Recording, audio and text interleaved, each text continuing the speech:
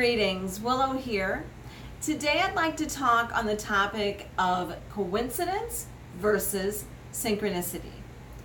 A lot of times people get the two confused, but I want to talk about that. I would like to also talk about how to pay more attention to our intuition and to what our guides are trying to show us and to direct us into doing. Tonight I was on my way to work and all of a sudden I had a panic attack and I was ready to call for my ride and I had this attack, and I don't normally get those. So that made me realize that I probably wasn't supposed to go into work out in Jackson Square today for some reason. And all day I had been feeling very tired, and I thought, nope, you're just being lazy. You're going to get dressed. You're going to go out. You're going to help people tonight. That's what you're going to do. But then I had the panic attack. It was like my guides were trying to show me all day not to go out. And when I didn't listen, when I didn't pay attention, then I had the anxiety panic attack. So being who I am, I grabbed my tarot cards right away and I thought I better do a reading on it. Maybe I'm still just being silly. I was still questioning it. So I did a card reading real quick, and I had lots of negative things popping up. Basically, I felt they were warning cards. And so I decided not to go out.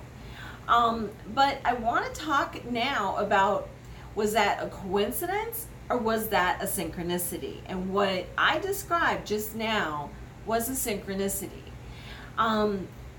It's very similar, coincidence versus synchronicity. The difference is synchronicities are acts of chance, but it seems like it's through an intelligent means. Like the spirit is making this happen. Something is making this happen. It was an intellectual happening. And a coincidence is, well, isn't that cute? It must just be a coincidence that you and I showed up here at the same time and it was just an accident. But synchronicity is no accident. Synchronicity is your guides, the divine, getting you to a place or away from a place or to do something that you need to do at that time. So that's what I experienced, was a synchronicity. And I'm very glad that I paid attention, because I did a reading just a few minutes ago to double check, and sure enough, there was going to have something happen out in Jackson Square or in the car ride there, but something may have happened that could have been a tragedy. So I'm glad I didn't go. Now, will we ever know exactly what that was? No, because I changed the course of energy by not going. And so we don't get to find out what it was that was prevented or what it was that I missed. But I'm glad that I didn't go, because here I am sitting here doing this video for you instead. Now, the other thing I wanted to talk about was synchronicities. Many years ago, back in 1996, I went on my first spiritual journey, and I think I've talked about this in some of my former videos that I've done, but I moved from Indiana to Tucson, Arizona in 1996, Labor Day weekend. And that was before we had cell phones. It wasn't easy to reach people like it is today. And so here I am. I had set it all up. I had talked to some people. I had set up a roommate situation. And the people that I was going to be rooming with, they were supposed to pick me up at a bus stop, which was the airport shuttle to get me from the airport to Tucson. So here I am, and I get off at my stop, and I go to the payphone, and I make the phone call that I'm there, and there's no answer. And I waited a little bit, and I called again, and there's still no answer. That was 10 o'clock in the morning. By 5 o'clock in the afternoon, there was still no answer. I never got a hold of these people, but I wasn't supposed to. Was that a coincidence? No. Did I get off at that bus stop because I was supposed to? Yes, I went to the right bus stop. However, as I was sitting there wondering, well, now what do I do? Here I am. I have no place to go. I can't stay on this bench all day and all night and stay here forever. So I needed an address so that I could get my job. They said, as soon as you get to town, give us the address you're living at. We'll send you the offer for the job and you can start as soon as you accept it. But I'm sitting here with no address, no place to go. So I meditated for a moment, and the message I got was, tell every single person that you meet your dilemma, what's going on. And so I did. I first told the people that manned the bus stop, the bus terminal. I let them know, and they let me use their phones. I didn't have to keep using the pay phones. It didn't cost me any money. That was nice of them. But as I sat on that bench at about 5:30 in the afternoon, an older lady sat down next to me, and once again, I'm thinking I'm supposed to talk to her. She was wearing a shirt and it had stars and moons and suns on it. And I'm like, she's the one I'm supposed to connect with. So once again, I told my story, and then she listened intently, and it happened that she got off on the wrong bus stop.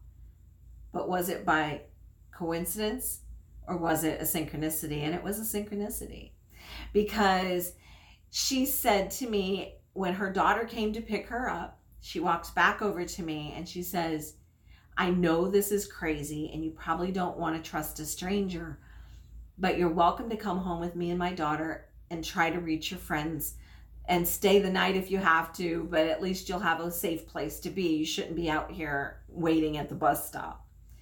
And so I did. I trusted the universe, and I did. I went home with her, and I ended up never getting in contact with those people that were supposed to meet me. They never answered their phone, and I'm like, okay, I'm not supposed to stay there, obviously.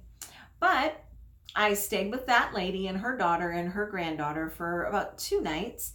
And in the meantime, I started looking for places to rent really quick. And I found a place, and it was a small little mother-in-law's cottage on this property that this man owned, and met with him. He showed me the place. He told me I could rent it as soon as I got my funds that I was waiting to get from Indiana, because I didn't want to bring it with me. And it was very strange back in those days. We didn't do everything like we do today, all electronic with our phones. So I had to have money wired to me from my bank account through my daughter, and it was all complicated. Anyway, I finally got the money. I show up at the guy's place, and he had changed his mind. He didn't want to rent it. I'm like, I'm in the middle of nowhere. I had gotten a ride with a woman that I had met on the shuttle from the airport. And she gave me her card and said if I ever needed a ride or I needed anything while I was getting settled, to call her. So I did. And she drove me out to his place and dropped me off, and then he decided not to rent to me, and she was already gone. He let me stay the night in the little cottage, and in the morning he went to work, and I went on a little walk. My little walkabout, I had to go about a half a mile through the desert, and another synchronicity happened. As my friend was driving me to his property, we went past the road we were supposed to turn on, and we ended up at this Circle K gas station down the road, and that's where we turned around. And so I knew it wasn't far from the road. So I walked down to the Circle K gas station. And once again, I'm hearing from my guides, don't forget, tell every single person that you meet your dilemma. You're not done yet. You're still on your journey, and this is your test. So I walked into the store once again. I told the cashier I went in to get some change to use the payphone, and she goes, give me a few minutes. I have a break coming up, and I want to talk to you. I think we can help each other. And I'm like, okay. And so I waited for her. I grabbed a bottle of water and sitting there waiting. And she comes out and she says that she's looking for a roommate because her husband moved out. I'm like, okay. And it was really cheap. It was like $450 or something like that a month. and she gave me her address to use to get my job, to get the job offer, and it all fell into place. Now, the reason I moved to Tucson in the first place was a spiritual journey. I was going there because I wanted to find shaman that might be able to teach me more on my spiritual path. And where do I end up living? On the Yaqui Reservation. So I was among the native people. And that was just another one of those synchronicities. I had to find that cottage, not get to stay there, have to walk, found out at the right moment when this lady was going to be working at the register to walk in and talk to her. And sure enough, she happened to be the one looking for a roommate. And it all worked out. But it wasn't coincidence. It was a guidance of an intelligent force to get me where I needed to be. And I never worried. I just trusted the universe. Now, many times we think, well, all right, well, I'm just being silly. I'm just overthinking, overreacting, and there's nothing gonna happen. I'm just being crazy. But what happens if that one time we don't listen to it and we get in a car and we have a car accident and we get hurt or somebody else gets hurt? There are reasons why we need to pay attention. The other thing that I want to talk about is, well, how can you test it? Like today, I said when I had the panic attack, I immediately read my cards. I'm like, what is going on? And so I did a real quick reading and found out a lot of negative cards popped up. And that was my answer. That was good enough for me. But another device that you might use is a pendulum. I like using these. They're very easy to use. And a lot of people are like, oh, you're moving it yourself. Well, psychologically you might be, but you're not on a conscious level. And the whole idea is when we use the pendulum, it can give us a yes or no answer. And so later, after I did the reading, after I had my cup of Tulsi, turmeric, and ginger tea to calm down and get rid of the stress, I pulled out the pendulum. And I just asked, if I had gone out to Jackson Square tonight, would something have happened in a negative way? And it said yes. And I'm like, that's another good enough for me. So I think that everybody should have a pendulum and not rely on it all the time. Don't get addicted to it, because a lot of times I find people are addicted to it. They carry it everywhere, and everything they do, they have to use their pendulum. And that might be taking it a little bit overboard. It's good to see with a pendulum if a supplement is right for you. That's a good thing to use it for. You might test the energies in vegetables in the supermarket to see how old they are, if it's still got good nutrients in it, if they've not told you the truth saying that it's organic but it's not. You know, you can test those things using the pendulum. But they're not very expensive, and they're a really good divination tool to get if you're new to your spiritual path. But of course, I always trust my cards.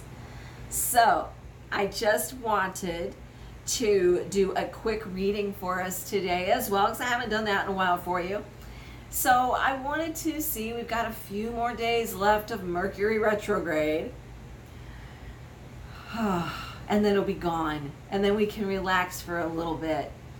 But I just wanted to see if there's anything else that we need to look at. During Mercury Retrograde, it's a time to go inside and reflect and release things and get rid of things that we don't need. Well, I went so far as I got rid of my old car I didn't need. I had it towed away. It felt so good to not see that in my driveway, because every time I looked at it, I kept thinking of my past and how I didn't have a car that worked, and it made me feel down, and it brought my energy down. And now I look at that and I'm like, well, I cleaned out the closet. Now I got room for a new car. So now I'm really motivated and about halfway there to saving for my new car. So it helps to release things, and that's what Mercury Retrograde is really about as well. It's kind of like a full moon, just on steroids. So a lot of weird energy, but a lot of releasing. and inner reflection. So let's go ahead. I'm going to shuffle the cards and we're going to take a look and see what does the universe, what does the divine source want us to know for this last few days of Mercury retrograde.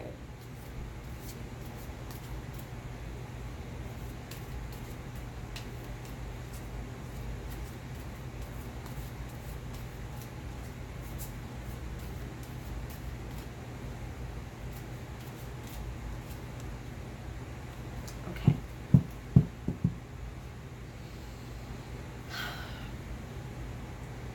Divine Source, Divine Mother, all that is, we ask for your guidance and direction as we come to the end of Mercury retrograde. We ask for your guidance. Let us know if there's anything you would like to share with us so that we may take this next few days to do whatever will benefit us. Thank you, Mother. So mote it be. All right. So I'm going to start by pulling, let's see, today's the 28th. Got like 3 more days, I guess, of Mercury retrograde because it ends on the 31st. So I'm going to pull 3 cards to start.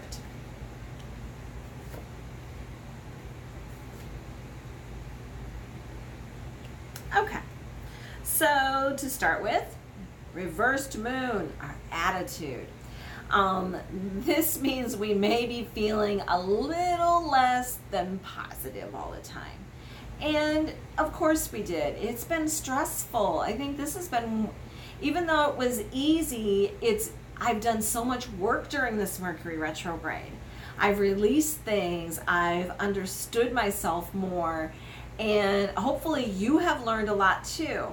But when we have the moon, the star is really about our attitude. It's about hope and faith and having a positive attitude. But when it's reversed, it means that we're just not as positive as we should be. Now, if you can recall, when we send out positive energy, we're going to get a positive result. When we send out negative energy, we're going to have more of a negative result. So it's really important to have positive. So let's figure out how to lift up your vibration, have a good attitude, try to see the cup as half full, not half empty. Try to see the good in the outcome and how this situation might be benefiting you or helping you grow. What are you learning from it? What's the lesson? When we can see things from that point of view, it is so much better for us than being down on why poor me, oh, it always happens to me, and that's not the attitude to have. So that's part of the message. The next part is it doesn't always turn out the way that we expect. We have the 9 of Wands. Don't feel defeated. Realize that this was a journey, part of your journey. And whatever has happened over this last few weeks, it has been to guide you, to help you grow, and hopefully you have learned your lessons. It doesn't always turn out the way we expect, but don't kick yourself about it. There's no reason to be angry that, well, maybe I didn't learn as much, or maybe I didn't let go of things. It's okay, because you still acknowledge that, and now you have the opportunity to do it. Still have a few more days, just within Mercury retrograde, and after that, you're still going to have the rest of your life. So don't be angry on yourself for maybe not doing as much work as you thought you should, or things didn't turn out the way that you hoped they would. Okay, now our third card is the Page of Wands. So we will have a new beginning. Those things that we have gotten rid of, that's awesome because it has made way for a new start.